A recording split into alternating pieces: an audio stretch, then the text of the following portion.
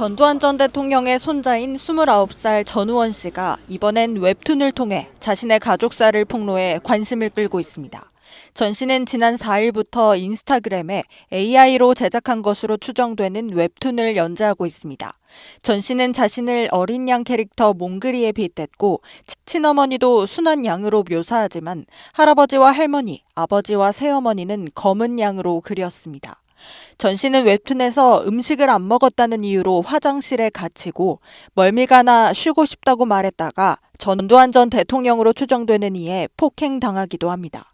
아버지를 만나려 미국으로 건너가 아버지 외도 상대와의 재혼 사실을 알게 되고 도망치듯 떠난 유학에선 언어와 문화 차이로 왕따와 폭행을 당하는데 특히 유학 과정에서 아버지가 유학원을 매수해 특혜 입학시키는 과정도 구체적으로 묘사했습니다. 전 씨는 또 웹툰과 함께 나는 벌레요, 백성의 조롱거리니이다 등의 여러 성경 구절을 남기기도 했습니다.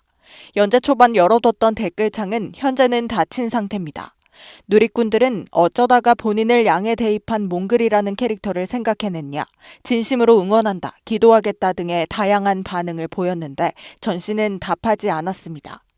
전 씨는 앞서 2023년 마약 투약 사실을 공개하고 어두운 가족사를 여러 차례에 걸쳐 폭로했습니다. 완벽한 진실이 밝혀지려면 저의 가족 모두가 앞서서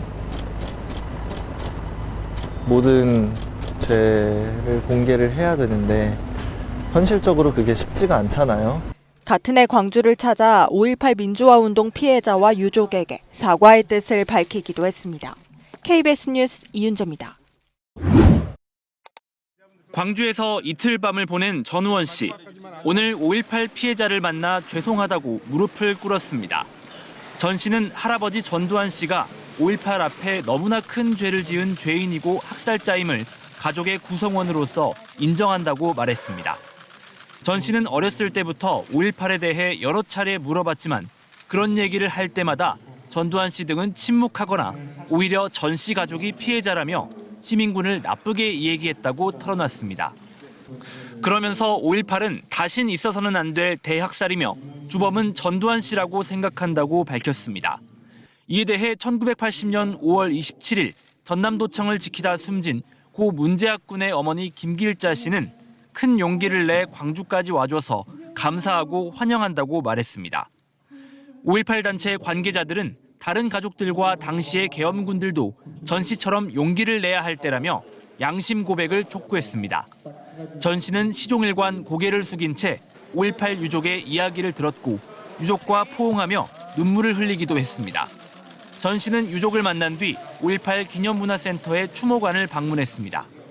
이후 전두환 일가족 가운데 처음으로 희생자들의 영령을 위로하기 위해 국립 5.18 민주묘지로 향했습니다. 전 씨는 당분간 광주에 머무르며 사죄 행보를 이어나갈 예정입니다. KBS 뉴스 양창입니다.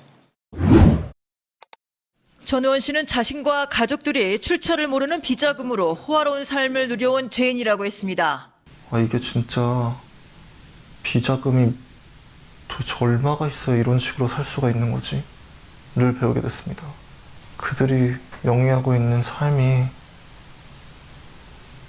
통장에 25만 원밖에 없는 사람들이 살 수 있는 삶이 아닙니다. 그러면서 자신도 아버지 전재용 씨로부터 주식과 부동산 등 수십억 원대의 재산을 물려받았었다고 했습니다. 한 2018년, 19년경에 저희에게 그 모든 주식을 박상아 씨에게 양도하라고 사인을 하라고 시켰습니다. 다 양도했습니다. 그리고 그 주식들을 팔아서 지금 한국에서 잘 먹고 잘 살고 있죠. 큰아버지 전재국 씨와 관련한 의혹들도 제기했습니다. 그리고 지금 지인들 바지 사장 시키면서 운영하고 있는 회사들이 몇 개입니까? 저도 다 알진 못하지만 아는 것만 나스미디어, 그리고 시공사도 운영하셨고 허브빌리지, 그리고 또 앞으로는 크루즈 사업까지 할 계획을 저에게 말씀하신 바 있습니다. 전 씨는 할아버지 전두환 씨가 민주주의의 영웅이라고 가족들에게서 세뇌 교육을 받으면서 컸지만 이제는 학살자라는 걸 알게 됐다고 했습니다. 저희의 집안은 너무나 많은 사람들의 피 위에 세워진 집안이에요. 오히려 사람들을 학살하고 떳떳하게 살아가고 있는 자들이 반성해야 되는데 계속하지. 전 씨는 설령 가족들에 대한 수사가 이루어지지 않는다 하더라도 죄인들이 세상에서 잊혀지지 않도록 하기 위해 폭로를 이어가겠다고 얘기했습니다. 그리고 나선 자신도 마약 복용과 성매매 업소 이용 등과 관련한 수사를 받고 죗값을 치를 거라고 했습니다. 뉴욕에서 KBS 뉴스 한보경입니다. 전우원 씨는 지인 중에 마약을 투약한 범죄자가 있다며 친형의 친구이자 현역 군인이라고 주장했습니다. 제 친형의 절친이자 코카인 등 강력 마약을 사용한 중범죄자입니다.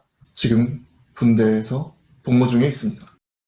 SNS에 이름과 얼굴을 추가 게재하면서 공군 장교라고 설명했습니다. 전 씨는 또 다른 공군 장교도 언급하며 사기와 성범죄를 저질렀다고 주장했습니다. 사기꾼 및 성범죄자입니다. 여성들의 허락 없이 사진 및 동영상을 촬영한 이력이 있습니다. 현재 장교로 복무하고 있습니다. 실제 두 사람은 각각 국방부와 공군 부대에서 복무 중입니다. 현역 장교에 대한 의혹이 제기되자 국방부 조사본부가 사실 확인이 필요한지를 검토해 보고했고 이종석 국방부 장관은 이를 승인했습니다. 사실 확인은 내사에 들어갈지 판단하기 위한 예비조사로 조사본부 내 사이버 수사대가 맡기로 했습니다. 전 씨 주장이 고발이나 직접 제보 형태가 아닌 SNS를 통한 폭로인 점을 감안한 것으로 알려졌습니다. 전 씨는 또 육사에 복무하면서 마약을 한 사람이 있다고 말했습니다. 군 당국은 이 사람의 현역 여부와 소속 등을 확인할 방침인 것으로 전해졌습니다. 국방부 관계자는 아직은 구체적 증거가 없는 한 개인의 일방적 주장이기 때문에 사실 확인 후 범죄 정황이 있어야 내사 후 입건도 가능하다고 말했습니다. KBS 뉴스 김용준입니다.